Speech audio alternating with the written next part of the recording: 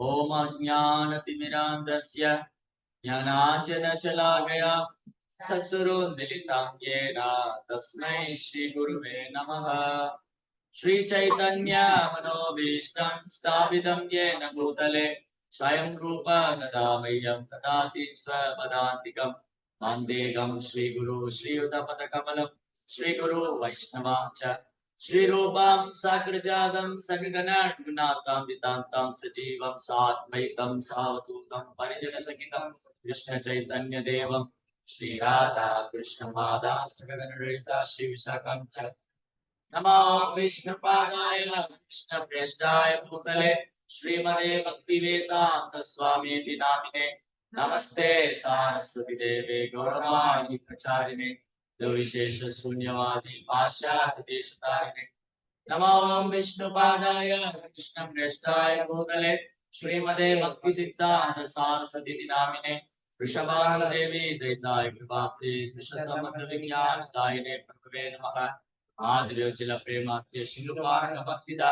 श्री गौरंगा शक्ति विग्रहाय नमस्तुते नमस्ते गौरवाणी श्री मूर्ति दीनदारिणे रूपानुगता सिद्धांत दंडहारिणे नमः नमो गौर किशोराय साक्षात् वैराग्य मूर्ते विप्रलंब संबोधे पादानुजाय नमः नमो भक्ति विनोदाय सच्चिदानंद नामिने गौर शक्ति स्वरूपाय रूपानुगौराय दे गौराविर्भावभूमेस्तं नित्यशजनप्रियः वैष्णव सर्वभौम श्री जगन्नाथाय ते नमः वाञ्छकल्पतरुभ्यश्च कृपा सिन्धुभ्येव च पतितानां पावनेभ्यो वैष्णवेभ्यो नमो नमः संकर्षणाकारणोषाय गतोषाय प्रियोतिशाय शेषशर्षंसकलाश नित्यानंद रामाकृष्ण नमस्तु नमो महावदन्याय कृष्ण प्रेमदाय दे कृष्णाय कृष्ण चैतन्य नामने गुरुत्विषये नमः पंचतत्वात्मकं कृष्णं भक्तरूपासुरभगं तथावतारमग्नाकिमामि भक्तशक्तिकं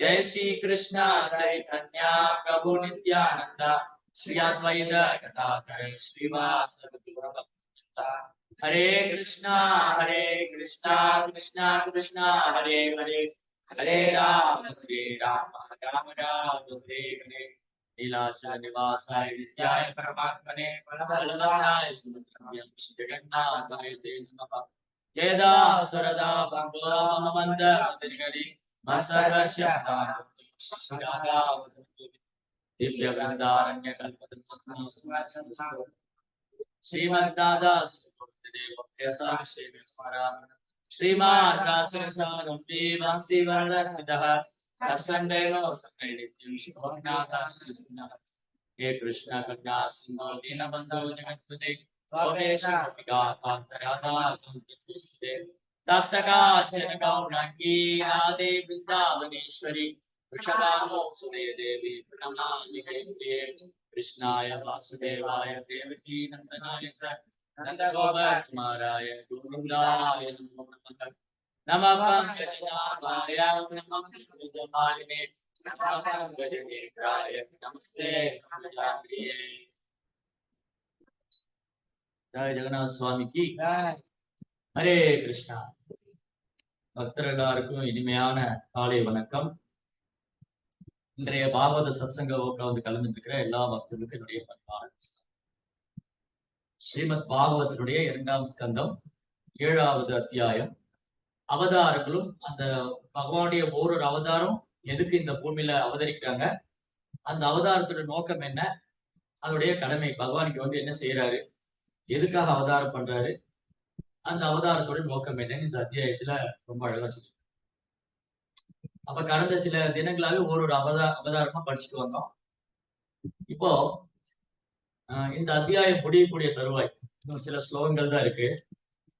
அப்ப என்ன சொல்ல வராங்க இந்த ஸ்லோகத்துல, பாகவதத்துல குறிப்பா இன்னைக்கு படிச்ச ஸ்லோகம் சத்ருயன்யம் யதயோ யமகர்த கேதியும் யக்யுகோ சராடிவ நிபானக நித்ரம் இந்திரஹ.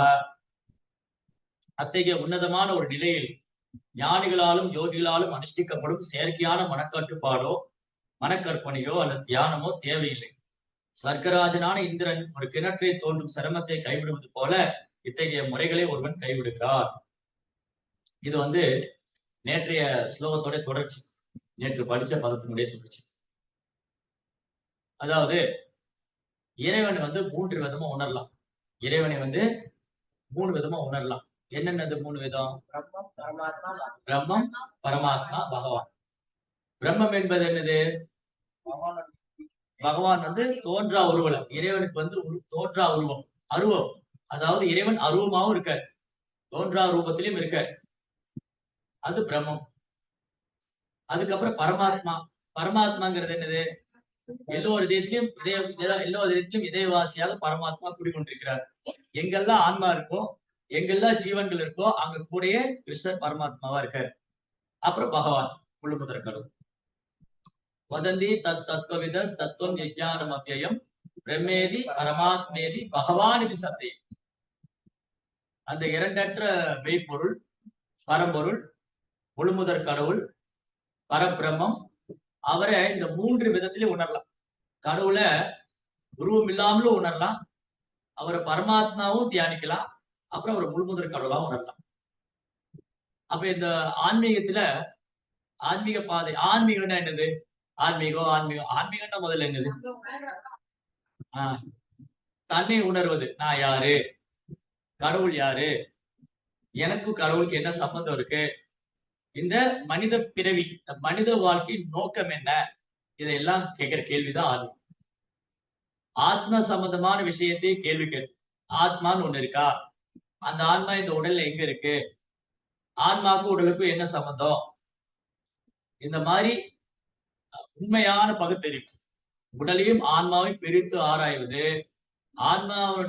ஆன்மா இருப்பதை உணர்வதற்கான முயற்சியில் ஈடுபடுவது, பரமாத்மாவை உணர முயற்சிப்பது, இதெல்லாம் ஆன்மீகம்.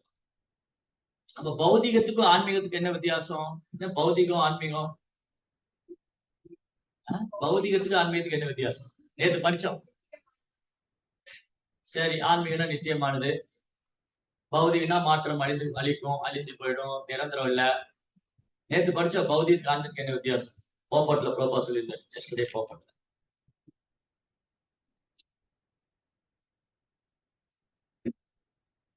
பௌதிக உலகில் சுய திருப்தியை இலக்காக கொண்டுள்ள புலன்கள் பௌதிகம்.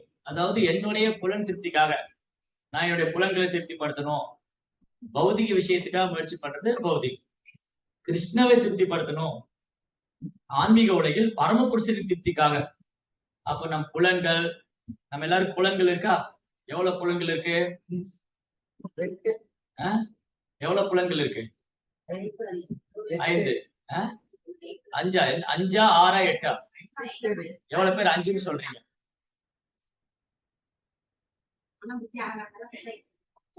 5 புலன் கரெக்டா? அப்புறம் வேற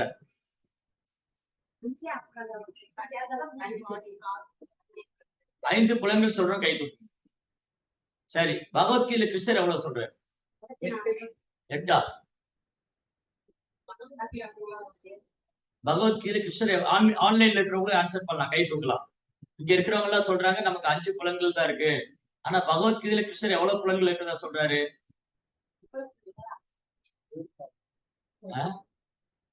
கிருஷ்ணர் எவ்வளவு புலன்கள் இருக்கிறதா சொல்றாரு பகவத்கீதையில? படிச்சிருந்தா தெரியும், அப்படியே படிச்சிருந்தா ஞாபகம் வச்சிருந்தா தெரியும். நேத்து படிச்சதே ஞாபகம் இல்ல. 5000 வருஷத்துக்கு முன்னாடி கிருஷ்ணர் சொல்றத சொல்லுங்க. கரெக்டா? கம்ப்யூட்டர் லாக் பண்ணிடலாமா? கம்ப்யூட்டர் ஜி, ரசமயா மனம் உட்பட 6 புலன்கள் கரெக்டா? கோன் பனேகா கரோர்பதி, ரசமயா 1 லட்சம் ரூபாய் வென்று விட்டார். ஹரே கிருஷ்ணா. மனசஸ்டானி இந்திரியானி பிரகிருதிஸ்தானி கர்ஷதி. மனம் உட்பட 6 புலன். 5 புலன் இருக்கு, மனம் வந்து 6வது புலன். மனம் ஏன் 6வது புலன்? இந்த மனதுதான் எல்லா வேலைக்கும் சென்டரா இருக்கு இல்லையா? எல்லா செயலுக்கும் நடு நாயகனா இருப்பது மனது. விருப்பு வெறுப்பு, இன்பம் துன்பம், வெற்றி தோல்வி, மான அவமானம், புகழ்ச்சி இகழ்ச்சி, இதெல்லாம் எங்க இருந்து வருது? மனம். சோ மனம் வந்து 6வது புலன். அப்ப மனம் உட்பட 6 புலன், 6 புலன்கள் இருக்கு. இந்த 6 புலன்களையும் உலக விஷயத்திலேயே ஈடுபட்டு இருக்கிறது பௌத்திகம். இந்த 6 புலன்களையும் கிருஷ்ணருக்காக செயல்படுத்துறது ஆன்மீகம். அவ்வளவுதான். பௌதிக ஆன்மீகம்னா 6 புலன்களை நாம் எதில் ஈடுபடுத்துகிறோம்? கிருஷ்ண உணர்வுல ஈடுபடுத்துறது ஆன்மீகம், உலகம் சார்ந்த விஷயங்கள் ஈடுபடுத்துறது பௌதிகம். அவ்வளவு. சரி, அப்போ எல்லாருக்கும் பிரச்சனை மனசுதான். மனசுதான் பிரச்சனை இல்லையா? சந்தோஷம் வந்ததுன்னா கையிலேயே பிடிக்க முடியாது, தலகால் புரியாம குதிக்கும். கஷ்டம் வந்துருச்சு, மூளையில உட்காந்து தலையில கழிச்சுட்டு ஐயோ இப்படி ஆயிடுச்சு, நான் யாருக்கு என்ன கெடுதல் பண்ணேன், எனக்கு மட்டும் ஏன் இப்படி ஆச்சு, நான் தான் கோயிலுக்கெல்லாம் போனேனே, ஜெபம் பண்ண சொன்னாங்க பண்ணனே, ஏகாதசி விரதம் இருக்க சொன்னாங்க இருந்தனே, கோயில்லயே இருந்தனே, ஆனா மைண்ட் பயம் பயம் பயம் உள்ள போட்டு டார்ச்சர் பண்ணுது இல்லையா? மைண்ட் அப்படி குறையுது, இருக்க விட மாட்டேங்குது. அதனால இந்த மனசு இருக்கு இல்லையா, இந்த மனதுதான் எல்லாத்துக்கும் காரணம். அதனால கிருஷ்ணர் மனதை பத்தி என்ன சொல்றாரு பகவத்கீதையில?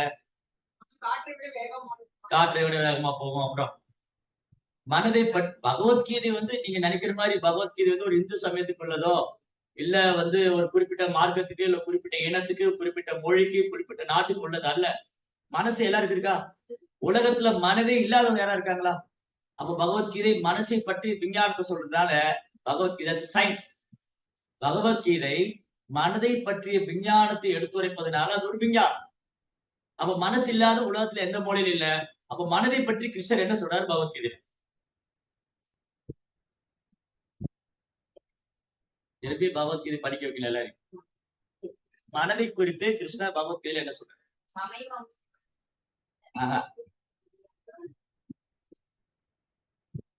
ஆன்லைன்ல இருக்கிறவங்க பதில் தெரிஞ்சா கேட்டு.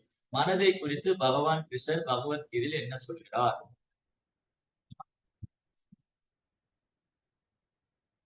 உத்தேராத்மானம் ஆத்மானாம் ஆத்மானாம் அவசாதே. மனதால் ஒருவன் தன்னை உயர்த்தி கொள்ள வேண்டும் ஒழிய தாழ்த்தி கொள்ளக்கூடாது. பந்தூர் ஆத்மானம் ஆத்மான் ஆத்மானாம் இருபுர் ஆத்மனக. மனமே உன் நண்பன், மனமே உன் எதிரி. நமக்கு நண்பன் எதிரி வெளியில எல்லாம் கிடையாது. ஓ அவங்க என்ன ஒரு மாதிரி பாக்குறாங்க, அவங்க எதிரியா இருப்பாங்களோ, ஓ என்ன அவங்க இன்சல்ட் பண்ணிட்டாங்க அவங்க எதிரி, இவங்க எனக்கு பிடிக்கும் கிடையாது. இவங்க பிடிச்சிருக்கு, இவங்களை பிடிக்கல, இவங்க வேணும், இவங்க வேணாங்கிறது எங்க டிசைட் பண்ற? யார் டிசைட் பண்றா? மனசு. அப்ப மனது, யாருடைய மனது அவங்க கட்டுப்பாட்டுல இருக்கோ அந்த மனது அவங்களுக்கு நண்பன்.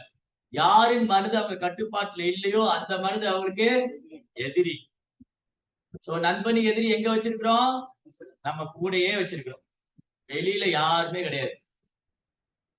நம்ம மனசுதான் சொல்லுது இப்படி எல்லாம்.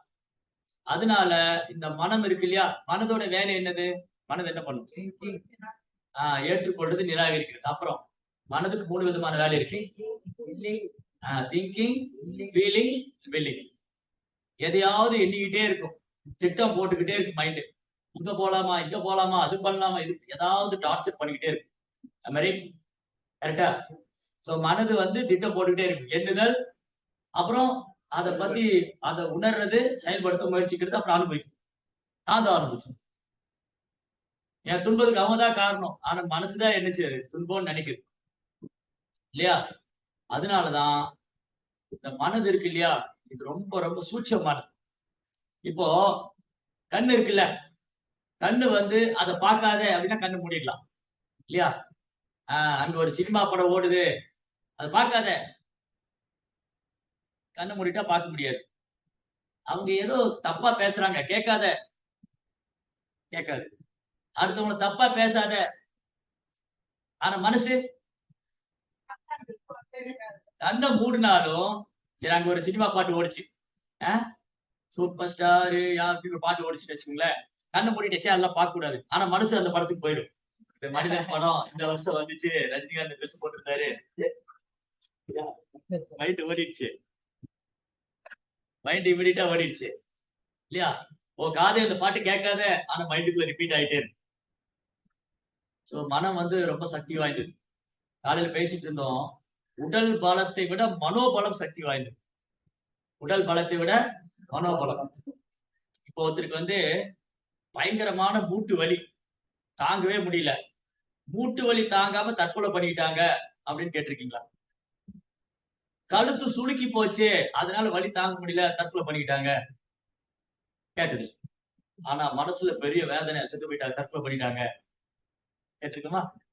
உங்க மனசுல பெரிய பாரம், மன அழுத்தம், மன உளைச்சல் தாங்க முடியல, தூக்கு போட்டுட்டாங்க, தற்கொலை பண்ணிட்டாங்க. அப்ப எந்த வலி ஜாஸ்தியா இருக்கு? அதனால மனதில் ஏற்படக்கூடிய காயம் இருக்கு இல்லையா? அது பயங்கர ஸ்ட்ராங்கா இருக்கு வலி. அதே மனம் அதே மனம் ஸ்ட்ராங்கா இருந்ததுன்னா எப்பேற்பட்ட காரியத்தையும் சாதிக்கும். நீங்க பாருங்க, சில மாற்றுத்திறனாளி எல்லாம் இருப்பாங்க. அவங்க பயங்கரமா நல்லா இருக்கிற ஆளோட எனக்கு பயங்கரமா வேலை செய்யறாங்க. காரணம் எடுத்து மைண்ட் ஸ்ட்ராங், மன தைரியம் அல்லது அந்த மென்டல் ஸ்ட்ரென்த், மன வலிமை. மனசு வலிமையா இருந்ததுன்னா உடல் பலவீனமா இருந்தாலும் ஜெயிச்சிடலாம். மனதுக்கு அவ்வளவு சக்தி இருக்கு. அப்போ இந்த மனதுதான் நிறைய பிரச்சனை பண்ணிக்கிட்டே இருக்கு. அதனாலதான் அதனாலதான் இந்த மனதை யாரு அடக்குறாங்களோ, மனதை யாரு கட்டுப்படுத்துறாங்களோ அவங்க இந்த உலகத்தை ஆள முடியும். ஆனா அது அவ்வளவு ஈஸி இல்ல. ஏதோ ஏதோ நிச்சஞ்சலதி மனசு ஓடிக்கிட்டே இருக்கு. இங்க உட்கார்ந்து இருக்கோம், மனசு ஓடிடும். அன்னைக்கு பேசிட்டு இருந்தோம், நம்ம துபாய் போறதுக்கு ஒரு நாளே ஆகும். மனசு இப்படிங்க நேரத்துக்கு பிராக்சர் ஆஃப் செகண்ட். அதனால அர்ஜுனன் சொன்னாரு, கிருஷ்ணா மனசு இருக்கே பொல்லாது, கட்டுப்படுத்தவே முடியல, காற்றை விட வேகமா போகுது. சஞ்சலம் கி மன கிருஷ்ணா பிரமாதி பலவத்திடம் தஸ்யாகம் நிகிரகம் பண்ணி வாயு ரேவ துஷ்கிருதம். காற்று இவ்வளவு வேகமா வீசுது, மெஷர் பண்ண முடியுமா? முடியாது. அந்த காற்றை விட மனசு வேகமா. அத முடியலங்கிற. எப்ப எத்தனை வருஷத்துக்கு முன்னாடி? 5000 வருஷத்துக்கு முன்னாடி. அப்ப என்னெல்லாம் இல்ல? செல்போன் கிடையாது, இன்டர்நெட் கிடையாது, ரிங் போன் கூட கிடையாது. இந்த பழைய பட்டன் வச்சு சுத்துவாங்க இல்லையா? கிர்ரிங் கிர்ரிங் கிர்ரிங் அப்படி ஒரு 10 நம்பர் சுத்திட்டே இருக்கணும். அந்த போன் கிடையாது. இதெல்லாம் இல்லாத காலத்திலேயே என்னாச்சு? அர்ஜுனன் சொல்றாரு, மனசை கட்டுப்படுத்த முடியல. TV, cinema, social media, internet, no nothing. இது கிடையாது அந்த டைம்ல 5000 வருஷத்துக்கு முன்னாடி. அப்போ அர்ஜுனன் சொல்றாரு, மனசு கட்டுப்படுத்த முடியல, காற்றை விட வேகமா போகுது. கிருஷ்ணா என்ன சொல்றாரு? அபியாசேனது கௌந்தேய வைராக்கிய. அபியாசா தொடர்ந்து பயிற்சி வைராக்கியம். அதனாலதான் எல்லா ஆன்மீகவாதியும் மனதோடு போராடிட்டு இருக்காங்க. மனசஷ்டானி இந்திரியானி பிரகிருதிஸ்தானி கர்ஷத்தி. மனதோட நமக்கு தினமும் வாழ்க்கையில மனதோட போராட்டம் தான். நம்ம ஒண்ணு பண்ணலாம், மனசு ஒண்ணு நினைக்கும், அது நினைக்கிறது வேற மாதிரி நடக்கும். தினம் மனசோட போராட்டம், மனதோட போராட்டம் நடக்கும். அதனாலதான் ஒரு ஆன்மீகவாதி மனசை கட்டுப்படுத்த முயற்சி பண்றாங்க. அப்ப ஆன்மீகவாதியில 3 கேட்டகரி இருக்காங்க. இறைவன் உணர்றது எத்தனை கேட்டகரியில இருக்கு? 3. என்னென்னது? பிரம்மம், பரமாத்மா, பகவான். ஆன்மீகவாதியில 3 கேட்டகரி இருக்காங்க. யாரெல்லாம்? ஞானிகள், யோகிகள், பக்தர்கள். இவங்க எல்லாருமே மனதை கட்டுப்படுத்த முயற்சி பண்றாங்க. முதல்ல மனதை கட்டுப்படுத்தாமல் இறைவனை உணர முடியாது. ஏன்னா மனது ஒருநிலைப்படுத்தினாதான் இறைவன் உணர முடியும். மனசு அப்படியே பறக்க விட்டோம்னு வச்சுக்கோங்க, அவ்வளவுதான், பினிஷ். அப்போ அதனாலதான் இந்த ஞானிகள்லாம் சாஸ்திர விசாரணை பண்ணி மனசை எப்படி கட்டுப்படுத்துறது, புலன்களை எப்படி கட்டுப்படுத்துறது அப்படின்னு ஞானி. ஹரே கிருஷ்ணா. ஆன்லைன்ல என்ன ப்ராப்ளம்னா, வீடியோ ஆன் பண்ணி சட்டி பானையில விட்டுவாங்க. அதான் ஆன்லைன் கிளாஸ் எடுக்கணும். சரி, அப்ப என்ன நடந்தது? என்ன பேசிட்டு இருந்தோம்? ஞானிகள் வந்து சாஸ்திரத்தை விசாரணை பண்ணுவாங்க. விசாரணை பண்ணி சாஸ்திரத்துல உள்ள விஷயங்களை கற்பனை பண்ணி சாஸ்திரத்தை திரும்ப படிச்சு அவங்க எதுக்கு முயற்சி பண்றாங்க? மனதை கட்டுப்படுத்தணும். அப்புறம் அந்த சாஸ்திரம் கற்றுக்கொள்ளும் போது அவங்களுக்கு சில ரியலைசேஷன் கிடைக்கும், அனுபவம். இப்ப நமக்கு பக்தி தொண்டு பண்ணும்போது என்னென்ன அனுபவம் கிடைச்சது? நம்ம கிருஷ்ணாவுக்கு பக்தி தொண்டு பண்ணும்போது ஆரம்ப நிலையில என்னென்ன உணர ஆரம்பிச்சோம்? முதல்ல ஃபர்ஸ்ட் இஸ்கானுக்கு வந்த உடனே, ஹரே கிருஷ்ணால வந்த உடனே நான் முதல்ல தெரிஞ்சுக்கிட்டது என்னது? சரி, அது அப்புறம் ஃபர்ஸ்ட் நான் இந்த உடல் அல்ல ஆத்மா, நான் பிரம்மம். நான் இந்த உடல் அல்ல, நான் ஆத்மா, நான் பிரம்மம், நான் நித்தியமானவன், நான் அழிவற்றவன், நான் நிரந்தரமானவன். இந்த உடல் அழியக்கூடியது, இது நிரந்தரம் இல்ல, இது மாறிட்டே இருக்கும் இல்லையா? இது வந்து நம்ம தெரிஞ்சுக்கிறோமா? ப்ரோபார் புக் படிச்ச உடனே ஞானம் கிடைக்குது. ப்ரோபார் புக்கை வாசிச்ச உடனே நமக்கு ஞானம் கிடைக்குது. நான் இந்த உடல் ஆத்மா. இதே ஞானம் ஒரு ஞானி கிடைக்குமா கிடைக்காதா? கிடைக்கும். அவரும் வந்து சாஸ்திரம் படிச்சா அவங்களும் கிடைக்குது. நான் இந்த உடல் ஆத்மா நித்தியமானவன், அழிவற்றவன். சரி, இப்படி அவங்க பிரம்மத்தை உணர்றாங்க. அப்போ ஞானிகள் ஆகட்டும், ஞானிகள், யோகிகள், பக்தர்கள், ஞானிகளும் யோகிகளும் பக்தர்களும் ஒரு சர்டன் லெவல் வரைக்கும் ஈக்குவலா டிராவல் பண்ணுவாங்க. ஒரு குறிப்பிட்ட தூரம் வரைக்கும் ஆன்மீக பாதையில ஒரு குறிப்பிட்ட தூரம் வரைக்கும் ஞானிகளும் யோகிகளும் பக்தர்களும் ஒரே லெவல்ல போயிட்டு இருப்பாங்க. என்னென்னது? நான் இந்த உடல் எல்லாம் ஆத்மா, நான் நித்தியமானவன், அழிவற்றவன், ஆன்மீகமானவன், கடவுள் ஒத்திருக்காரு, அவர் பிரம்மம், அந்த பிரம்மம் நித்தியமானது, அழிவற்றது, ஆன்மீகமானது. பரமாத்மான்னு ஒருத்தர் அவர் நித்தியமானவர், அழிவற்றவர், ஆன்மீகமானவர். இப்போ எங்க வித்தியாசப்படுது ஞானிக்கும் யோகிக்கும் பக்தருக்கும்? ஞானிக்கும் யோகிக்கும் பக்தருக்கும் அப்படியே இந்த 8 வழிச்சாலை இருக்குல்ல, 8 வழிச்சாலையில ஈக்குவலா போயிட்டு இருக்காங்க. ஒரு குறிப்பிட்ட தூரம் வந்து 3 ரோடு பிரியுது. எங்க 3 ரோடு பிரியுது? இப்போ நான் இந்த ஹைவேல போட்டிருக்கேன், சென்னை ஹைவேல. திருச்சியில இருந்து ஸ்டார்ட் பண்ணேன். திருச்சியில இருந்து நான் ஸ்டார்ட் பண்ணி சென்னை ஹைவேல நான் போயிட்டு இருக்கேன். நான் இப்படி ஒரு கார்ல போறேன். இந்த பக்கம் ஒரு கார் வந்தது, இந்த பக்கம் ஒரு கார். இந்த 3 காரும் அதே ரோட்ல தான் போயிட்டு இருக்கு. ஒரு குறிப்பிட்ட தூரம் வரைக்கும் ஒரே ரோட்ல போகுது. ஒரு குறிப்பிட்ட தூரம் வந்தோடனே அந்த ரோடு வந்து 3ஆ பிரியுது. கரெக்டா? அப்ப இந்த 3ஆ பிரியும் போது 3 காரோட எல்லையும் வேற வேறையா இருக்கு. எப்படி அது? அப்போ இந்த யோகி, ஞானி, பக்தர் 3 பேரும் ஒரே லெவல்ல டிராவல் பண்றாங்க. நான் இந்த உடல் எல்லாம் ஆத்மா, ஆமா நான் இந்த உடல் எல்லாம் ஆத்மா. நான் நித்தியமானவன், ஆமா நித்தியமானவன். நான் அழிவற்றவன், ஆமா அழிவற்றவன். இந்த உடல் அழியக்கூடியது, ஆமா அழியக்கூடியது. எல்லாம் இந்த உலகம் பொய்யானது, இந்த உலகம் அழியக்கூடியது, எல்லாம் அப்படியே போயிட்டு ஒரு குறிப்பிட்ட தூரம் வந்ததும் அப்படியே பிரியுது. அந்த கோல் வந்து டெஸ்டினேஷன் வந்து சேஞ்ச் ஆகுது. போகக்கூடிய எல்லை வந்து, அடைய வேண்டிய எல்லை வந்து மாறுது. இப்போ இப்படி போயிட்டு இருக்கேன். நேரா போனா சென்னை, ரைட்ல திரும்பினா கடலூர், லெப்ட்ல திரும்பினா சேலம். கரெக்டா? இந்த ஹைவே ரோட்ல இப்படி போனா நேரா போனா சேலத்துக்கு போயிடலாம். ரைட்ல திரும்பினா நேரா போனா சென்னை போயிடலாம். ரைட்ல திரும்பினா சேலம், கடலூர் போயிடலாம். லெப்ட்ல திரும்பினா சேலம் போயிடலாம். கரெக்டா? இப்போ இந்த 3 ஆர்டிஓ பாதையில போறவங்க ஒருத்தர் நேரா போறாங்க, ஒருத்தர் லெப்ட்ல திரும்பிட்டாங்க, ஒருத்தர் ரைட்ல திரும்பிட்டாங்க. எப்படி இது? அப்ப அவங்க டெஸ்டினேஷன், அவங்க இலக்கு என்ன, எல்லை என்ன, கோல் என்ன? ஞானிகளுக்கு லட்சியம் என்னது? ஞானிகள் வந்து சாஸ்திரம் படிச்சு கடைசியில என்ன முடிவுக்கு வராங்க? கடவுளுக்கு ரூபாய் இல்ல, அவர் அருவமானவர், அவர் எங்கும் வியாபிச்சிருக்காரு அப்படின்னு ஒரு முடிவுக்கு வராங்க. அப்ப அவங்க சென்னை போகல, சேலம் போயிட்டு. அதுக்கப்புறம் இந்த பக்கம் கடலூர் போனாங்க இல்லையா? அந்த மாதிரி இன்னொரு பாதை இருக்குல்ல, யோகிகள். அவங்க என்ன பண்றாங்க? அவங்களும் புலன்களை கட்டுப்படுத்தி, மனதை கட்டுப்படுத்தி, தவம் செஞ்சு யோகா எல்லாம் பண்ணி பரமாத்மாவை தியானம் பண்றாங்க. அப்ப என்ன ஆச்சு? அது டைவர்ஷன் ஆயிடுச்சு. இந்த நேரா சென்னை போற வண்டி இருக்கு இல்லையா? சென்னைக்கு போயிடும்.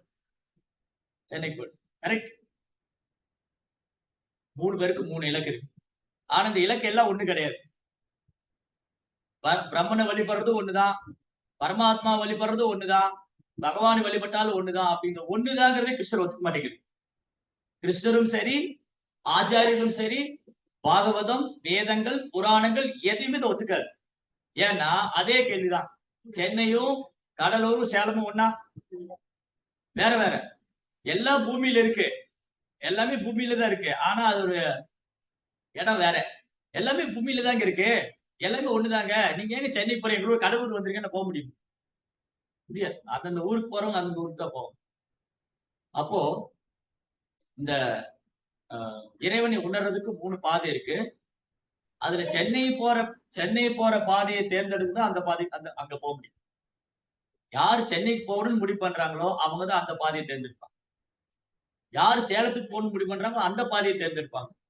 யாரு கடலூர் போகணும்னு நினைக்கிறாங்க அந்த பாதையை தேர்ந்தெடுப்பாங்க. மொத்தத்துல 3 பேருமே அந்த ஊருக்கு போவாங்க. அவங்கவங்க போக வேண்டிய ஊருக்கு 3 பேருமே போவாங்க. ஆனா கடலூரும், சேலமும் சென்னை மாரி கிடையாது. இல்லையா?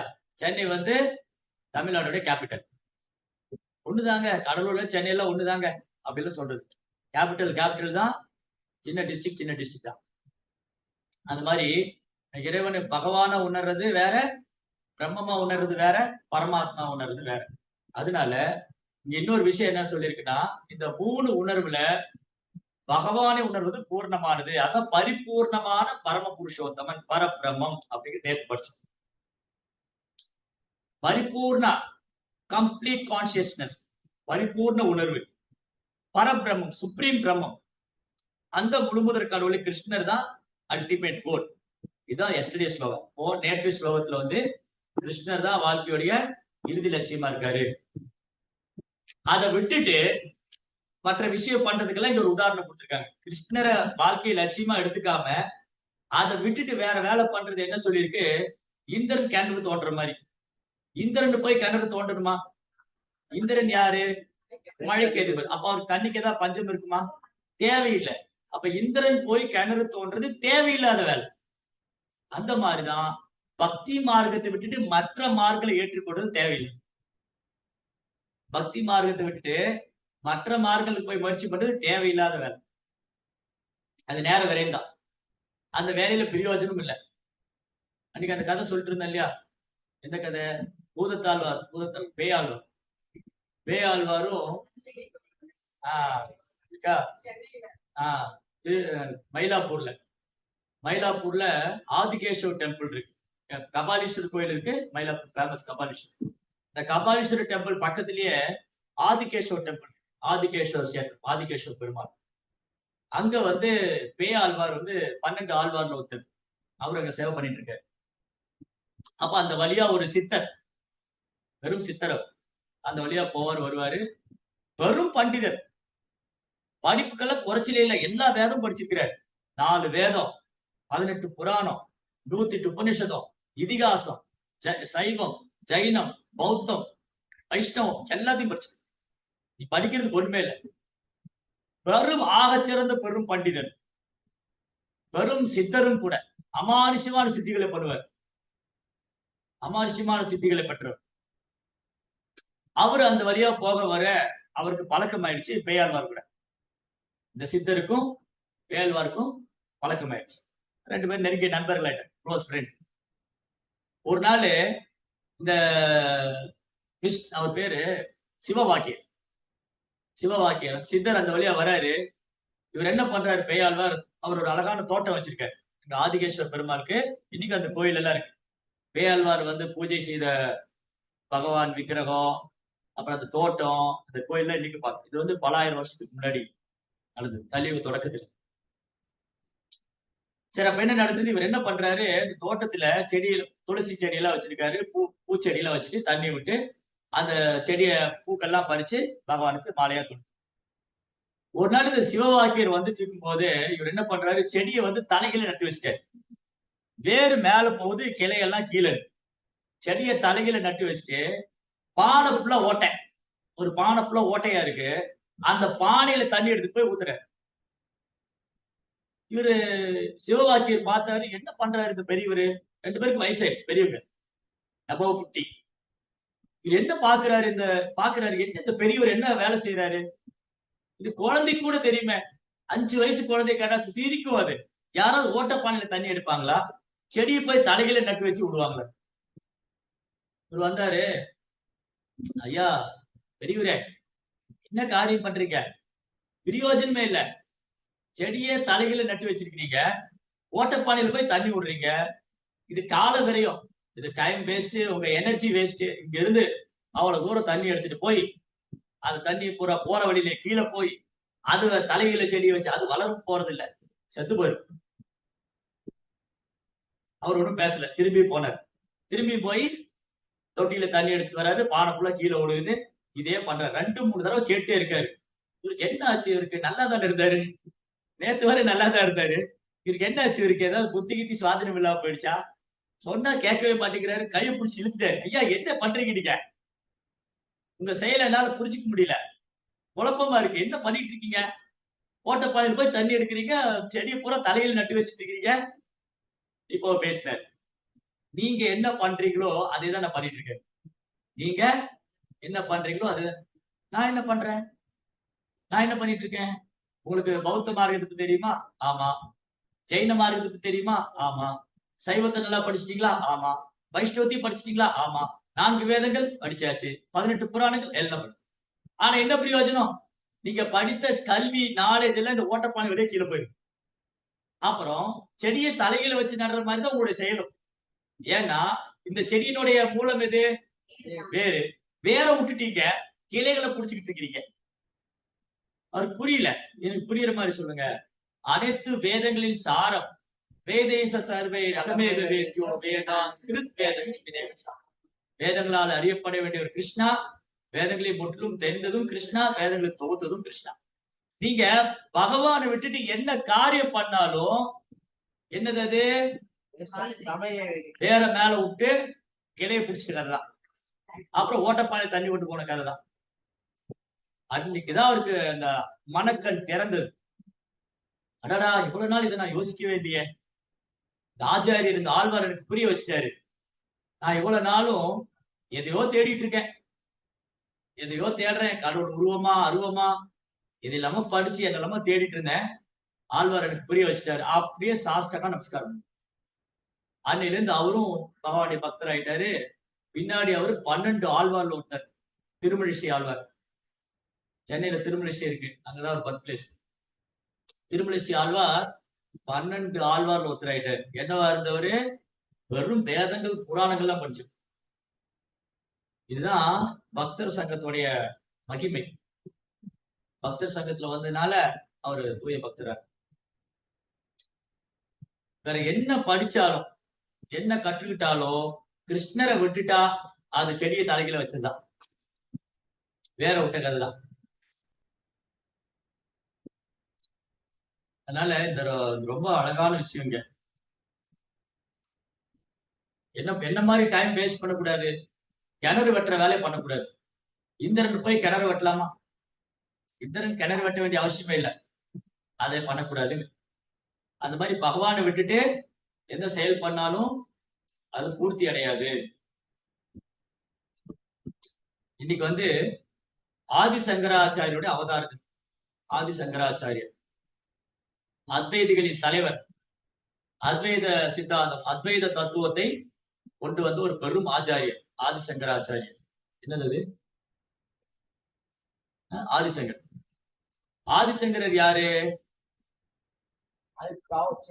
சிவபெருமானுடைய அவதாரம். ஏன் அவர் ஆதிசங்கர அவதாரம் பண்ணாரு? ஆதிசங்கராச்சாரியர் யாரு?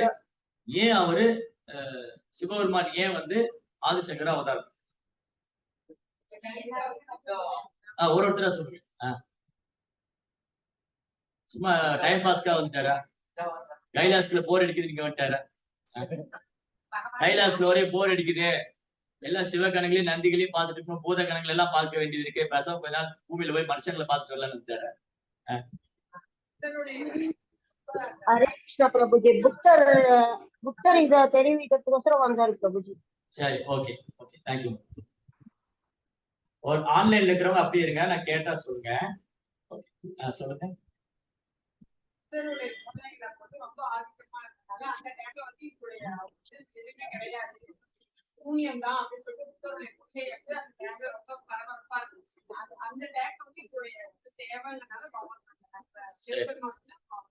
ஓகே, அப்புறம் வேற? சரி, ஆன்லைன்ல இருக்கிறவங்க சொல்லுங்க. இங்க ஆஃப்லைன்ல இருக்கிறவங்க சொல்லிட்டாங்க, ஆனா அதுலயும் சில விஷயம் பேச வேண்டியிருக்கு. ஆன்லைன்ல இருக்கிறவங்க. அதாவது பிரபு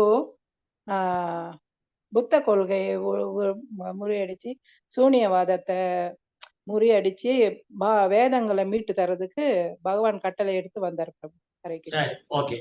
அப்போ நீங்க ஆன்லைன்ல இருக்கிறவங்களும் சரி, ஆஃப்லைன்ல இருக்கிறவங்களும் சரி, 2 பேருமே சொன்ன விஷயம் என்னன்னா, புத்தர் கொள்கையை வந்து இதை பண்றதுக்காக ஆதிசங்கரா வந்தாரு சிவபெருமான். ஏன் புத்தர் கொள்கையில் என்ன பிரச்சனை? புத்தர் கொள்கை நல்லது தானே. புத்தர் கொள்கை போற புத்தம் சரணம் கச்சாமி. புத்தர் கொள்கையை போறவங்க மனசை கட்டுப்படுத்தலாம், ஆசையை கட்டுப்படுத்தலாம். சரி, நல்லது தானே. சாஸ்திரத்தை நிராகரிச்சது நல்லது தானே? சாஸ்திரத்தை வச்சுதானே யாகத்துல மிருகத்தை பலியிட்டு இருந்தாங்க. ஒரு காலத்துல என்ன பண்ணாங்கன்னா, வேதத்துல சொல்லியிருக்கு. வேதத்துல சொல்லியிருக்கு யாகத்துல மிருகங்களை பலியிடலாம். வேதத்துல என்ன சொல்லியிருக்கு? யாகம் செய்யக்கூடிய யாகத்துல பசு, குதிரை போன்ற மிருகங்களை பலியிடலாம். இது நல்ல விஷயம்னு எடுத்துக்கிட்டு நிறைய பேர் என்ன பண்ணாங்க, வேதத்துல சொன்ன மாதிரி யாகத்துல மிருகத்தை பலியிட்டாங்க. சரியா? யாகத்துல அது வேதத்துல சொன்னதுனால பண்ணாங்க. கரெக்டா? அப்படித்தானே பண்ணாங்க. சோ இதனால வேதத்துல சொன்ன யாகத்துல மிருகத்தை பலியிட்டாங்க. அதுல என்ன பிரச்சனை புத்தருக்கு?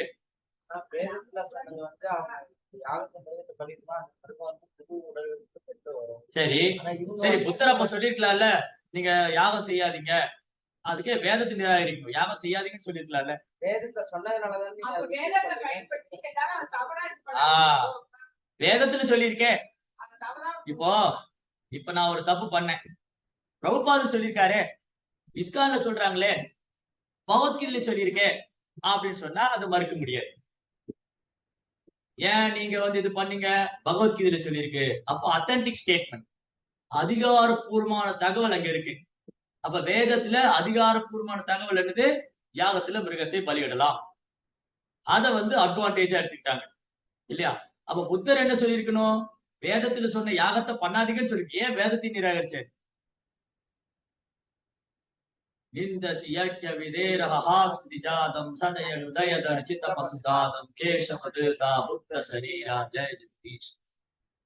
பகவான் தான் புத்தர அவதாரம் பண்ணாரு. பகவான் தான் புத்தர அவதாரம் பண்ணாரு. ஏன் பகவான் புத்தர அவதாரம் பண்ணி வேதத்தை நிராகரிக்கணும்? நீங்க என்ன யாகம் பண்ணக்கூடாதுங்கிறீங்க, வேதத்திலேயே சொல்லியிருக்கேன், நீங்க யார் சொல்றதுக்கு? அப்படி சொல்லுவோம். அப்போ புத்தர் என்ன, பகவான் புத்தர அவதாரம் பண்ணாரு. ஏன் புத்தர அவதாரம் பண்ணாங்க? நான் இவங்களுக்கு எதுக்காக வேதம் கொடுத்தேன்? மக்களுக்கு எதுக்காக கிருஷ்ணர் வேதம் கொடுத்தாரு? இந்த உலகம் சிருஷ்டிக்கப்பட்ட உடனே, பிரபஞ்சம் சிருஷ்டிக்கப்பட்ட உடனே ஒரு கைடு புக்கு, இந்த லேப்டாப்புக்கு ஒரு கைடு புக் இருக்கு, செல்போனுக்கு ஒரு கைடு புக் இருக்கு, இந்த மைக்குக்கு ஒரு கைடு புக் இருக்கு, எல்லாத்துக்கும் கார், பைக் எல்லாத்துக்கும் கைடு புக் இருக்கு. அந்த மாதிரி மனித இனம் சிருஷ்டிக்கப்பட்ட உடனே வேதங்கள் கொடுக்கப்பட்டது. அப்போ வேதங்கள் கொடுக்கப்பட்டது மனுஷ உலகம் சிருஷ்டிக்கப்பட்ட உடனே. அப்ப அது அதிகாரப்பூர்வமானது. ஏன் பகவான் புத்தர அவதாரம் வேதத்தை நிராகரிக்கிறார்? வேதத்தை நிராகரிக்க கூடாது இல்ல? வேதத்தை சொல்லி யாகத்தை பண்ணாதீங்கன்னு சொல்லணும். ஏன் வேதத்தை நிராகரிச்சாரு? கேட்க மாட்டாங்க. வேதம் சொல்லிருக்கு, வேதத்துல சொல்லியிருக்கு. ஓ அப்படியா? அப்ப வேதம் எதுக்காக கொடுத்தாரு கிருஷ்ணர்? இப்ப பேசணுமே கொஞ்ச நேரத்துக்கு முன்னாடி. கிருஷ்ணர் எதுக்காக வேதம் கொடுத்தாரு? வேதத்துடைய நோக்கம் என்ன? வேதத்தின் நோக்கம் என்ன? வேதத்தின் நோக்கம் என்ன? கிருஷ்ணர் அடையறதா? கிருஷ்ணர் அடையணும். சோ வேதாவுடைய அல்டிமேட் கோல் கிருஷ்ணா. ஆனா என்ன பண்ணிட்டாங்க? அதை விட்டாங்க. கிருஷ்ணாவை விட்டுட்டு வேதத்தை சொல்ற மாதிரி யாகம் பண்றது, பூஜை பண்றது, மிருகத்தை பலியிடுறது, இதெல்லாம் பண்ணனால வேதத்தை துஷ்பிரயோகம் பண்ண, வேதத்தை துஷ்பிரயோகம் பண்றாங்க, மிஸ்யூஸ் பண்றாங்க. அப்பாவி மிருகத்தை யாகத்துல பலியிடுறாங்க. அப்பாவி மிருகங்களை யாகத்துல பலியிடுறது மட்டும் இல்ல, அதை சாப்பிடவும் செய்யறாங்க. அப்ப கிருஷ்ணர் புத்தரா அவதாரம் பண்ண. ஓஹோ இதுதான் காரணமா? சோ புத்தர் என்ன பண்ணாரு? வேதமே கிடையாது, வேதம் கிடையாது. புத்த தத்துவம் என்னன்னா, வேதம் கிடையாது, கடவுள் கிடையாது, ஆன்மா கிடையாது, இந்த உலகம் பொய்யானது, இந்த வேதங்கள்லாம் மனுஷங்க எழுதி வச்சது, எல்லாமே அகைன்ஸ்டா பேசுற. அதான் வேதனா மானினா பௌத்த ஹோயில நாஸ்திக். புத்த கொள்கை நாஸ்திகம். புத்த கொள்கை என்னது? நாஸ்திகம். நாஸ்திகம் என்னது? கடவுள் கிடையாது, ஆன்மா கிடையாது, வேதம் கிடையாது, மனுஷங்களை எழுதி வச்சுட்டாங்க, இதெல்லாம் பொய், இந்த உலகம் பொய், புத்தர் மட்டும்தான் ஒரே கதி, புத்தர் மட்டும்தான் நம்மளை விடுவிக்க முடியும் அப்படின்னு சொன்ன உடனே அப்படி காட்டு தீ மாதிரி பரவ ஆரம்பிச்சது பௌத்தமா இருக்கு. எல்லாரும் வேதத்தை விட்டுட்டு புத்தர் பின்னாடி வர ஆரம்பிச்சு. எல்லாரும் வேதத்தை விட்டுட்டு இன்னைக்கு பாருங்க, இந்த புத்தருடைய தாக்கம் ஸ்ரீலங்கா, அப்புறம் தாய்லாந்து, சைனா, இந்த மாதிரி மற்ற இடங்கள்ல இன்னைக்கும் இந்த புத்த மார்க்கத்துடைய தாக்கம்.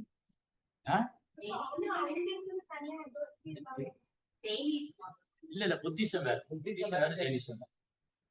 என்ன மாதிரி கேட்டீங்க? 9 கோட்பாடுகள் இருக்கு. சைத்தன்ய சரிதாமிர்தத்துல மத்திய லீலையில சைதன்ய மகாபிரபு தென்னிந்திய யாத்திரை வந்த போது புத்தருடைய 9 கோட்பாடுகளையும் அந்த புத்த துறவிட்ட ஆர்கியூ பண்ணுவார். புத்திஸ்ட் மார்க் கூட ஆர்கியூ பண்ணி அவரை டிபீட் பண்ணிடுவார் சேத்தன் மார்க். சோ இந்த மாதிரி ஒரு காலத்துல ஒரு 2000 வருஷத்துக்கு 2500 வருஷத்துக்கு முன்னாடி பகவான் புத்தரா அவதாரம் பண்ணி என்ன பண்ணாரு? வேதமே இல்லைன்னு சொல்லிட்டாரு. வேதம் கிடையாது, ஆத்மா கிடையாது, கடவுள் கிடையாது, ஆசைதான் காரணம், இந்த பௌதிக உலகம் பொய், இதெல்லாம் சொல்லிட்டாரு. அப்ப எல்லாரும் தீவிரமா பின்பற்ற ஆரம்பிச்சாங்க. அசோகர் போன்ற மன்னர்லாம் அதை வந்து புத்த கொள்கையை தன் வாழ்க்கையினுடைய இலக்காக எடுத்துக்கிட்டாரு. புத்த கொள்கையை பரப்புனார். அப்ப அந்த இடத்துல, அந்த நேரத்துல, அந்த சூழ்நிலையில time, place, circumstances, time, place, circumstances, அந்த இடத்துல, அந்த நேரத்துல, அந்த சூழ்நிலையில புத்தர் அப்படி சொல்ல வேண்டி இருந்தது. இல்லாட்டி என்ன பண்ண மாட்டாங்க? கேட்க மாட்டாங்க. அப்ப புத்தர் வந்து ஒரு துறவியா வந்து பகவானே புத்தரை வந்து அவதாரம் பண்ணி ஒரு துறவி, ஒரு சன்னியாசி, ஒரு காலத்துல துறவி சன்னியாசில சொன்னா கேட்பாங்க. இன்னைக்கு துறவி சன்னியாசி பார்த்தாலே பயம் வருது. ஐயோ வேண்டாம், ஏமாத்திட்டு வரோம் இல்லையா? அவங்களும் ஏமாத்துக்காரங்களா இருக்காங்க கலியுகத்துல. ஆனா இன்னைக்கும் ஒரு சில இடங்கள்ல சன்னியாசிகள் மேல மதிப்பும் மரியாதை உண்டு. அந்த மாதிரி புத்தர் வந்து என்ன பண்ணாரு? இதெல்லாம் பிரச்சாரம் பண்ணிட்டாரு. எல்லாம் நாஸ்திகரா போயிட்டாங்க.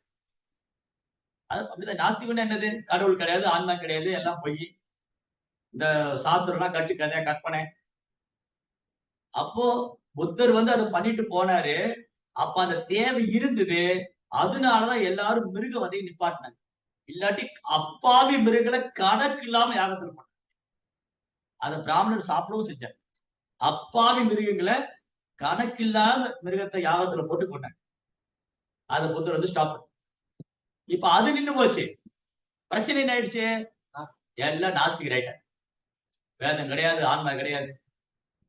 அந்த டைம்ல தான் கிட்டத்தட்ட ஒரு 1500 வருஷம், 2000 வருஷத்துக்குள்ள ஆதிசங்கரர் அவதாரம் பண்றாரு. பகவான் இந்த முறை சிவபெருமான கூப்பிட்டு நீங்க போய் எனக்கு எதிரா பிரச்சாரம் பண்ணுங்க. மாயாவாதம் அசசாஸ்திரம் பிரச்சன்னம் பௌத்தம் உச்சதே மையேவ விகிதான் தேவி கலோ பிராமண மூர்த்தினா. ஓ தேவி, சிவபெருமான் பார்வதிட்ட சொல்றாங்க ஆதிசங்கரர் அவதாரம் பண்றதுக்கு முன்னாடி, ஓ தேவி, மாயாவாதம் என்ற ஒரு தத்துவம். மாயாவாதம் என்ன தத்துவம்? என்னது? இல்லாதது இருக்குன்னு சொல்றது, இருக்கு இல்லைன்னு சொல்றது.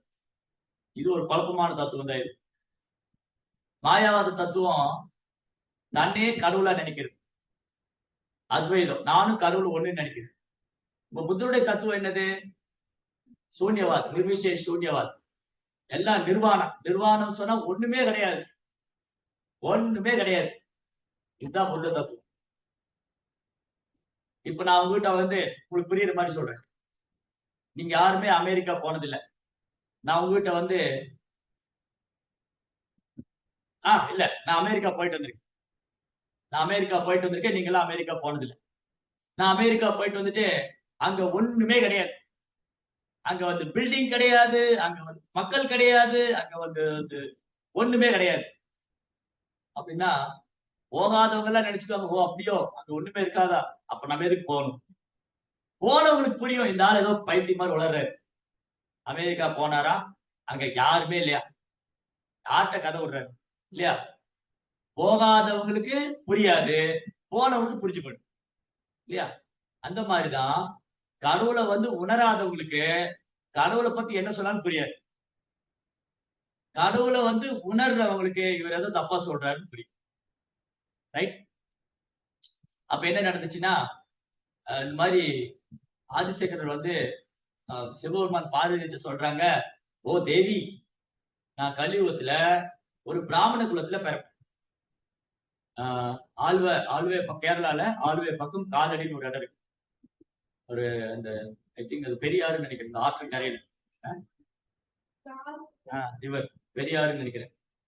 அங்க வந்து ஒரு ஆகச்சிறந்த 2 பெரும் தம்பதிகள், அவங்க சிவபெருமானுடைய பக்தர்கள். ரொம்ப நாள் குழந்தையே இல்லாம சிவபெருமான்ட்ட பிரார்த்தனை பண்ணி அழகான ஆண் குழந்தை. அப்பா பேர்லாம் ஞாபகம், சிவகுரு. சிவகுரு, அப்புறம் அவங்க அம்மா பேர் மறந்துட்டு எல்லாம் ஞாபகம் வச்சுங்க. அவங்களுக்கு குழந்தையா வந்து ஆதிசங்கராச்சாரி என்ன சொல்றாரு பார்வதிட்ட, மாயாவாதம் அசத் சாஸ்திரம். அசத் சாஸ்திரம்னா உண்மை இல்லாத சாஸ்திரம். சாஸ்திரம் தான், ஆனா அது உண்மை இல்லை. ஏன் அப்படி பண்ணாரு அது பேசணும், தெரிஞ்சுக்கலாம். ஏன் ஆதிசங்கர் வந்து மாயாவாதம் பேசினாரு, அத்வைதம் பேசினாரு, ஏன் உண்மையில்லாத சாஸ்திரத்தை போய் சொன்னாரு? மாயாவாதம் அசத் சாஸ்திரம், பிரச்சன்யம் பௌத்தம் உச்சதே. இந்த புத்த கொள்கையை வந்து முறியடிக்கிறதுக்காக மையேவ விகிதான் தேவி, ஓ தேவி நானே கலோ பிராமணம், கலியுகத்துல பிராமண புத்திர பிறந்தேன். அப்ப ஆதிசங்கர் என்ன பண்ணாரு, சிறு வயதிலேயே அவர் சன்னியாசி எடுத்துட்டார். அவர் சன்னியாசிலே ரொம்ப அற்புதமான, இன்னும் ரொம்ப நாளா தவம் இருந்து பெற்ற குழந்தை. ஏற்கனவே குழந்தைகள் மேல அட்டாச்மெண்ட், இதுல தவம் இருந்து பெற்ற குழந்தைன்னு எப்படி இருக்கும்? ஒரு நாள் ஆதிசங்கரும் அவங்க அம்மாவும் ஆற்றங்கரையில போய் அம்மா துணி எல்லாம் துவைச்சிட்டு இருக்கா. ஆதிசங்கர் குடிச்சிட்டு இருந்தாரு. திடீர்னு ஒரு முதலை வந்து காலை பிடிச்சிருச்சு. முதல்ல காலை பிடிச்சிருச்சு. அம்மா வந்து கரையில இருந்து அலறா, ஏ சங்கரா வாடா வாடா, சங்கரா வாடா. அதுக்கு முன்னாடி என்ன நடக்கும்னா, ஆதிசங்கர் அம்மாட்ட போய் சொல்ல, நான் சன்னியாசியா போகணும். ஒத்துக்கவே மாட்டாங்க. முடியவே முடியாது, நான் உன்னை சன்னியாசி அனுப்ப மாட்டேன். அப்புறம் கெஞ்சி பாக்குறாரு, முடியவே முடியாது. அப்படியே பேசிட்டே ஆத்தங்கரைக்கு வந்துட்டாங்க. இவர் ஆத்துல இறங்கி குடிக்கிறாரு. முதல்ல காலை பிடிச்சு அலறாங்க, கதறாங்க, அடே சங்கரா வாடா வெளிய, நீ என்ன சன்னியாசி எடுத்துக்க அனுமதி கொடுத்தீங்கன்னா தான் வருவேன். நீ என்ன சன்னியாசிய போக அனுமதி கொடுத்தா நான் வருவேன், இல்ல நான் இப்படி போயிடுறேன். அப்ப அம்மாவுக்கு குழந்தை உயிரோடு இருந்தா போதும், சன்னியாசிய பரவாயில்ல நீ வாடா. அப்புறம் வெளியே வந்துட்டு அப்படி சன்னியாசி. அப்ப அம்மாட்ட சொன்னாரு, நான் சன்னியாசி எடுத்துட்டு போயிட்டாலும் நீ வந்து இந்த உடலை விட்டு போது நான் வருவேன்.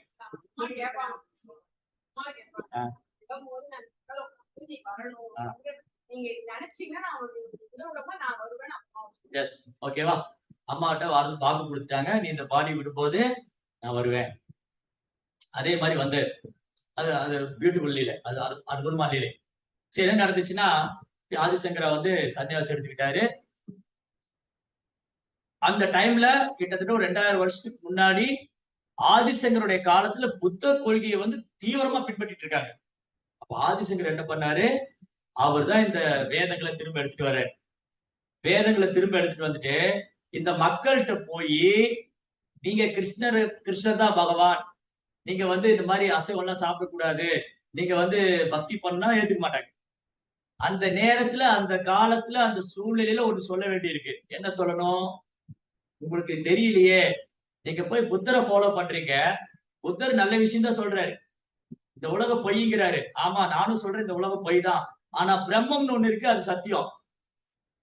ஆதிசங்கர் என்ன சொல்றாரு, பிரம்மன் ஒண்ணு இருக்கு, அது சத்தியம், இந்த உலகம் பொய். அப்படியா, பிரம்மன் ஒண்ணு இருக்கா, அது தெரியா புத்தர் சொல்லாம விட்டாரு. நான் சொல்றேன் வாங்க, அவர் பின்னாடி போவாதீங்க. புத்தர் உங்களை குழப்பி வச்சுட்டு போயிட்டாரு. அவர் வேதமே இல்லைன்னு போயிட்டாரு. வேதம் இருக்கு, வேதம் உண்டு. அந்த வேதத்துல நம்ம யாருன்னு சொல்லியிருக்கு, நம்ம இந்த உடல் எல்லாம் ஆத்மா, நம்ம பிரம்மம். அப்ப கடவுள் இருக்காரா? ஆமா, அங்க ஒரு பிரம்மம் இருக்கு, அந்த பிரம்மம் தான் சத்தியம், இந்த உலகம் பொய். புத்தர் இந்த உலகம் பொய்ன்னு சொன்னாரா? ஆமா. அப்ப ஆதிசங்கர் என்ன பண்ணாரு, புத்தரோட வழியிலேயே போய் அவங்க பிடிச்சிட்டாரு. முள்ளால் எடுக்கிறது, காலில் ஒரு முள்ளு குத்திட்டோம் நம்ம, அப்ப என்ன பண்ணுவோம், இன்னொரு முள்ள வச்சு எடுத்துருவோம். அந்த மாதிரி ஆதிசங்கர் என்ன பண்ணாரு, அந்த புத்த கொள்கைக்குள்ளேயே போய் அப்படியே அழகா தூக்கிட்டாரு. என்ன பண்ணாருன்னா, புத்தர் என்னது பிரம்மம், புத்தர் வந்து இந்த உலகம் வித்யா, இந்த உலகம் பொய்ன்னு சொல்லிட்டாரு. ஆதிசங்கர் சொன்னாரு, ஆமா நானும் சொல்றேன் இந்த உலகம் பொய் தான், ஆனா பிரம்மம்னு ஒண்ணு இருக்கு, அதான் சத்தியம். பிரம்ம சத்தியம் ஜெகன் வித்யா. இந்த பிரம்மங்கிறது இருக்கு, இந்த ஆன்மா இருக்கு இல்லையா, அதுதான் உண்மை, இந்த உலகம் பொய். அப்ப இந்த பிரம்மம் எங்கிருந்து வந்தது? அடுத்த கேள்வி கேட்பாங்க இல்லையா. ஓ ஆதிசங்கரே, நீங்க பிரம்மம் பிரம்மம்னு சொல்றீங்களே, அந்த பிரம்மம் என்ன, அந்த பிரம்மம் எங்கிருந்து வருது? அது இங்க ஒரு பிரம்மம் இருக்கு, அது ஒரு பிரம்மம் இருக்கு, அந்த பிரம்மத்துக்கு தான் வந்தது. இப்போ நாம எல்லாம் மறந்து போயிட்டோம், நாம இந்த உடல் எடுத்துக்கிட்டோம். இப்போ நான் இந்த உடல் அல்ல, பிரம்மன் உணர்ந்துட்டோம்னா அந்த பிரம்மத்தோட உணரு. அப்புறம் அந்த பிரம்மம் இந்த பிரம்மம் வேற வேற இல்ல, சர்வம் கலோயிதம் பிரம்மம், எல்லா பிரம்மத்திலிருந்து வந்துச்சு, எல்லாம் பிரம்மத்துக்குள்ளே போயிடுச்சு. ஓ இது நல்லா இருக்கே. அப்ப என்னாச்சு, எல்லாரும் புத்த கொள்கையை விட்டுட்டு ஆதிசங்கருக்கு பின்னாடி வந்தாங்க. அவர் என்ன பண்ணாரு, முதல்ல பாரதம் முழுவதும் சுற்றுப்பயணம் செய்த ஒரே ஆச்சாரியர். ஃபர்ஸ்ட் கிழக்கு மேற்கு வடக்கு தெற்கு. வடக்கே வந்து ஹிமாச்சல் பத்ரிகாசிரம், வடக்கே ஹிமாச்சல்ல பத்ரிகாசிரம் வரைக்கும் போய் அங்க ஒரு மடம் ஜோஷி மட்டம் எஸ்டாப்ளிஷ் பண்ணாரு. பின்ன சவுத்ல வந்து ஸ்ருங்கேரி மட்டு, அப்புறம் ஈஸ்ட்ல போய் துவாரகா மட்டு, அப்புறம் வெஸ்ட்ல வந்து துவாரகா மட்டு, ஈஸ்ட்ல வந்து வெஸ்ட்ல வந்து கோவர்தன் மட்டு, ஈஸ்ட்ல துவாரகா மட்டு. 4 திசையிலும் 4 மடங்கள். இந்த 4 மடத்திலையும் தன்னுடைய பிரதான சீடர்கள், பெரிய ஸ்காலர் அவங்க. சோமன் பட்டா, சாமி சாஸ்திரி, அந்த மாதிரி வெரி வெல் ஸ்காலர். அப்படியே சாஸ்திரத்தை கரைச்சு குடிச்சவங்க. எப்பேற்பட்ட புத்த மார்க்கத்தில் உள்ளவங்களையும் கவர்ந்துருவாங்க அவங்க பேசி. ஜிகுலரி வேர்ட்ஸ் அப்படியே வார்த்தை ஜாலம் பண்ணி எப்பேற்பட்ட ஆளையும் கவர்ந்துருவாங்க. யாரு? இந்த அத்வைதிகள், மாயாவதி.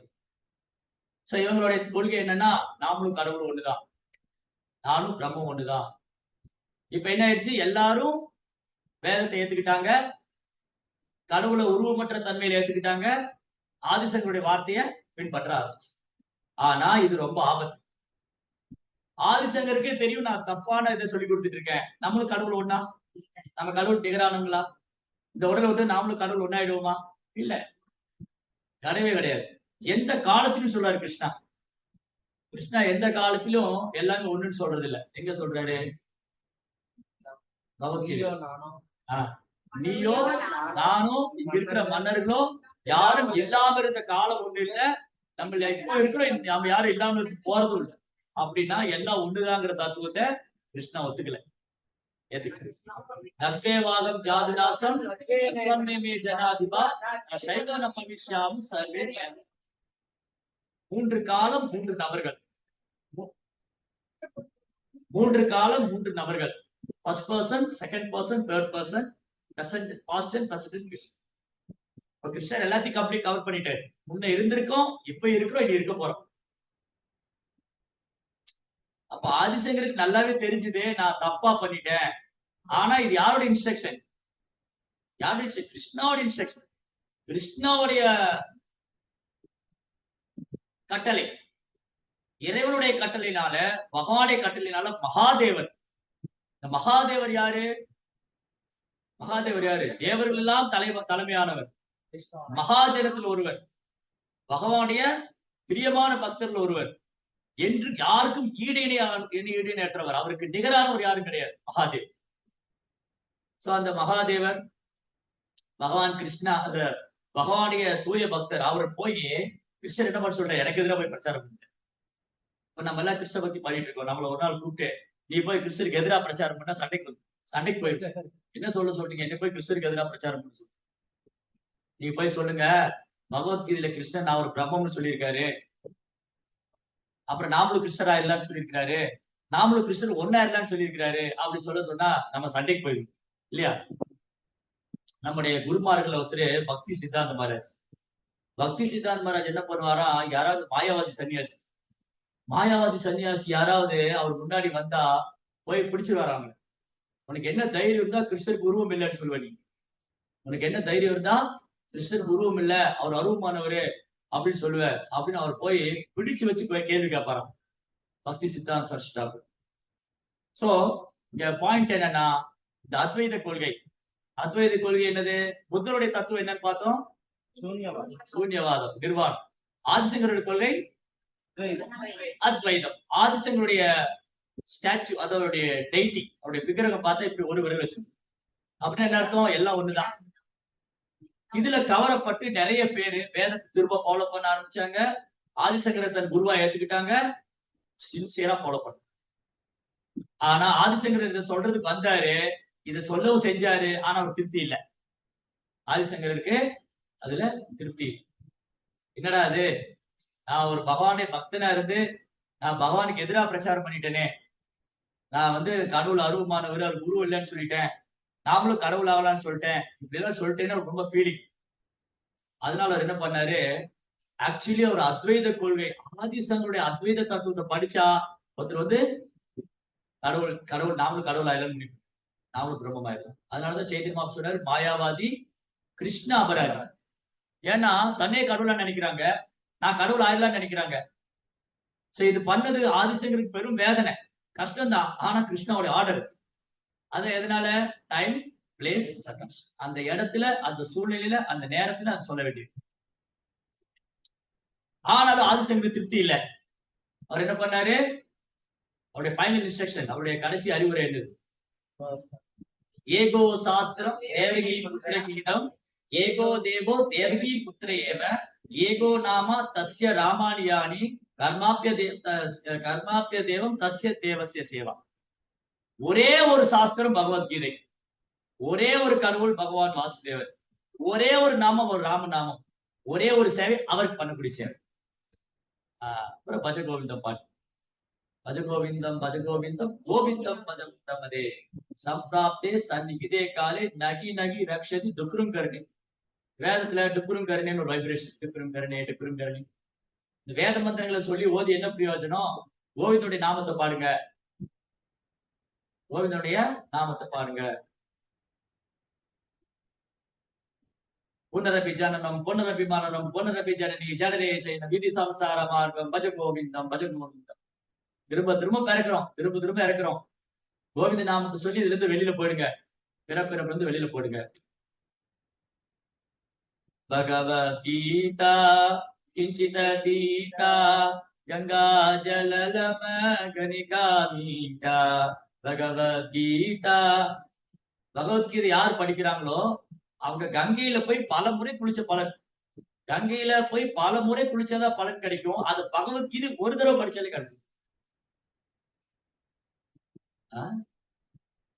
அந்த பகவத்கீதையை வந்து அப்படி அழகா கீதா மகாத்மியத்துல எழுதியிருக்காரு ஆதிசங்கராச்சாரியர். சர்வ உபநிஷதோ காவோ, எல்லா உபநிஷத்தையும் எடுத்து அதை அப்படியே ஒரு பசு ஆக்கி, அந்த பசுவோடைய மடியில பால், அந்த எல்லா உபநிஷாரம் தான் பகவத்கீதை. அந்த பாலை கறக்கூடிய இடையன் யாரு? கிருஷ்ணா. அந்த பாலை குடிக்கூடிய கண்ணுக்குட்டி யாரு? அர்ஜுனா. அந்த மாதிரி பகவத்கீதையில் இல்லாத கருத்துக்களும் இல்ல, சொல்லாத தத்துவங்களும் இல்ல, எல்லாத்தையும் கிருஷ்ணா எசன்ஸா கொடுத்துட்டாரு. இதெல்லாம் குளோரிஃபை பண்றாரு ஆதிசங்கராச்சாரியர். கிருஷ்ணர் தான் முழுமுதற் கடவுள், ச பகவான் ஸ்வயம் கிருஷ்ணா, கிருஷ்ணரே ஸ்வயம் பகவான். நாராயணோ பரோ அவ்யக்தா, படைப்புக்கு முன்னாடி இருந்தே நாராயணர் இருந்தாரு, எல்லாம் சொல்லியிருக்காரு. ஆனா துரதிருஷ்டம் என்னன்னா, அவர் பின்பற்றவங்களை இதை விட்டுட்டு அத்வைதம் பண்ணி முடிச்சுட்டார். அதுக்கப்புறம் நிறைய வைஷ்ணவ ஆச்சாரியர் இருந்தார், ராமானுஜாச்சாரியர், மாதவாச்சாரியர், பகவானே சைத்தன்ய மகாபிரபு. அதுக்கப்புறம் வைஷ்ணவ ஆச்சாரியர், நிறைய பேர், ஆழ்வார்கள், ஆச்சாரியர்கள். சோ கன்க்ளூஷன், இதுல முடிவு என்னது? ஆதிசங்கர் என்ன சொல்ல வர்றாரு? அப்போ ஆதிசங்கரர் அவங்க அம்மாவே பிரம்மத்துக்கு அனுப்பல. ஆதிசங்கருடைய தத்துவம் என்னது? எல்லாம் பிரம்மத்துல போய் முடியும், எல்லாரும் இந்த பிரம்ம ஜோதியில போய் கலக்கணும். கடவுள் ரூபம் இல்ல, அந்த ரூபம் இல்லாத ஜோதியில போய் எல்லாரும் மெர்ஜாகும். இதுதான் அத்வைத கொள்கை. ஆனா அவங்க அம்மா உடலை விடும் போது ஆதிசங்கரர் வந்தாரு, ஏய் சங்கரா, அம்மாவுடைய கடைசி ஆசை என்ன? நான் உன்னை பிரம்மத்துக்கு அனுப்பிச்சுட்டு போனாரு. பிரம்ம மாட்டா ஒண்ணு வேண்டான்னு, நான் வந்து கிருஷ்ணரை பார்க்கணும். ஆதிசங்கர்கிட்ட நான் பகவானை சேவை பண்ணணும், தரிசனம் பண்ணணும். ஆதிசங்கர் ரொம்ப அழகா பாடுவேன், ரொம்ப அழகா பாடுவேன்.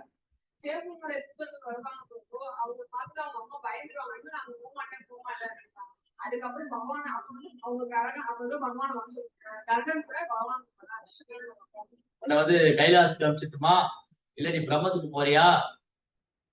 சிவகணங்களை பார்த்தா யாருக்குதான் பயம் வராது, பூதகணங்கள். அப்புறம் சொன்னாங்க, நான் பகவானை தரிசனம் பண்ணணும். ஆதிசங்கர் பியூட்டிஃபுல்லா பாடுவேன், ரொம்ப அழகா பாடினோடனே பகவான் தரிசனம். அப்படியே பகவானுடைய தாமரை திருப்பாத தரிசனம் பண்ணி கோவிந்தா அப்படின்னு சொல்லி அந்த விட்டாங்க. அப்ப அவங்க அம்மாவே அவருக்கு பகவான் உலகத்தை அனுப்பிச்சு வச்சாரு, அவங்க அம்மாவே அவரு பகவானுடைய உலகத்தை அனுப்பிச்சு வச்சாரு. குறைந்த காலம் தான் ஆதிசங்கர் இந்த பூமியில இருந்து 32 ஆண்டு காலம்.